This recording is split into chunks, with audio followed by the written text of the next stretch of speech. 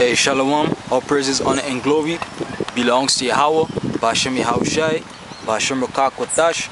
Double honors unto the elders and to the apostles of Great Millstone, and salutations to the hopeful elect, the men that are pushing his truth in the four corners and the highways and byways.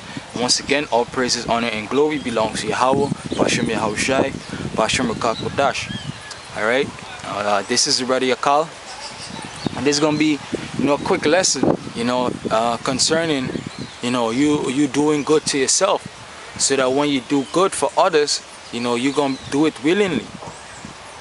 Alright, this is Sirach chapter 14. It says, Sirach 14, and I'll read from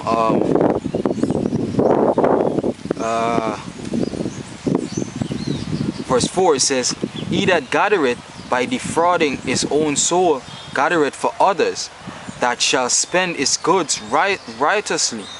Alright, it says, "He that is evil to himself, to whom will he be good?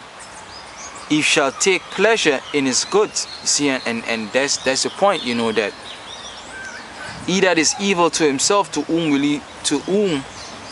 will he be good? And that's something you have to consider, that if you're being evil to yourself, you won't be good, or won't do good for another brother. Alright, that's why you being in this truth, you have to do good to yourself. Alright, so that when you do good for others, you're gonna do it sincerely. Do it with a art that that is loving, so to speak. You ain't gonna do it unwillingly. You ain't gonna do it and murmur. Alright, and when you read the entire chapter, Sirach chapter 14, it was going into you taking care of yourself. Alright, you taking care of yourself. If you want to buy some nice cologne or some nice shoes or something, you do that for yourself.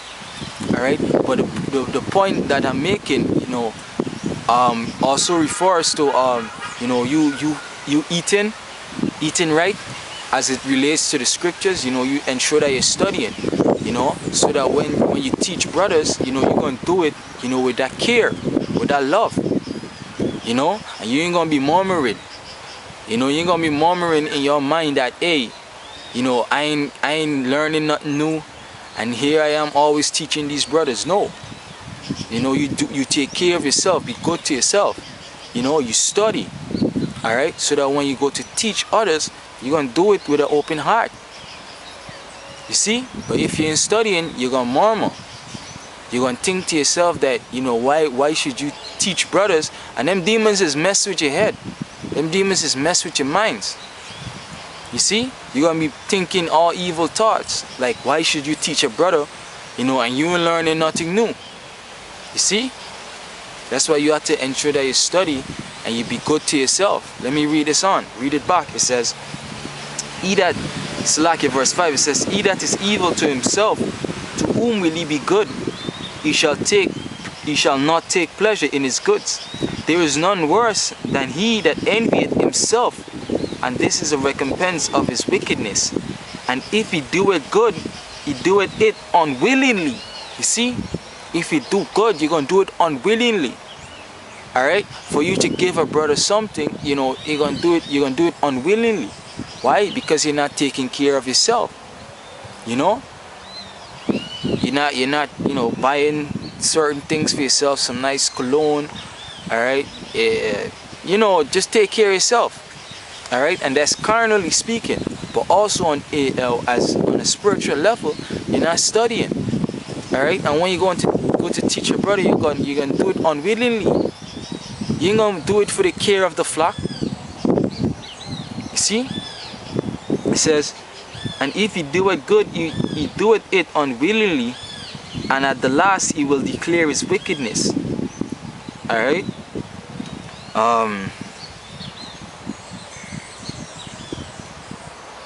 Let me get Proverbs.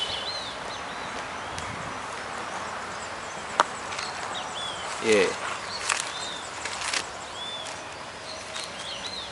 It's Proverbs chapter 11. Proverbs 11 verse 7, it says, "When a wicked man dieth, his expectation shall perish, and the hope of the unjust men perisheth. The righteous is delivered out of trouble, and the wicked cometh in his stead. You see? You see, if you know, not teaching the brothers, you know, not feeding the flock because of your niggard ways, all right, and your niggard attitude.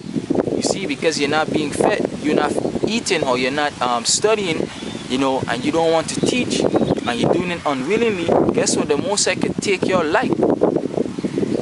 The Most High could take your life and put up the righteous in your stead. All right, because you're being wicked. First, you're being wicked to yourself, and then you're being wicked to the brothers under you, because you're not feeding the flock.